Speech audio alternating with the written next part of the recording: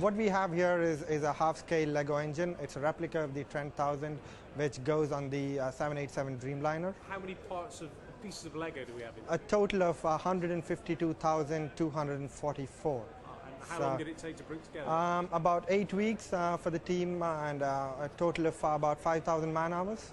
And what has Rolls-Royce chosen to put the Lego engine into the Innovation Zone? The idea behind doing the Lego engine was, this is a part of the Farnborough Futures Weekend, so we're aiming at attracting a lot of children, young people to the stand.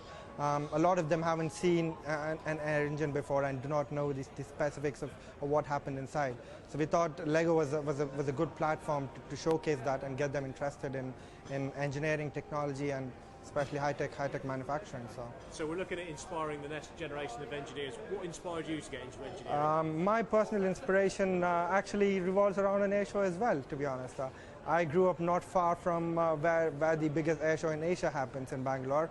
So I went to one myself when I was about 16. I got to see some of the technology that's on display here today.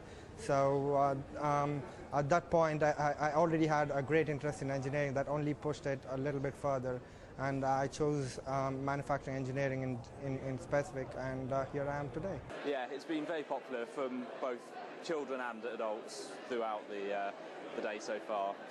Managed to convert any into engineers yet? I think we've had quite a few people that are interested in taking things seriously, and we've had a few recently talking about apprenticeships and getting onto graduate schemes. And is it sort of kids of any range? It's kids of a wide range, yeah. We've got a range from young kids just looking at the Lego and being amazed by it, and hopefully inspiring them to think about math sciences when they're picking their courses, and then older kids that are maybe at university that might now think Rolls-Royce is a good employer.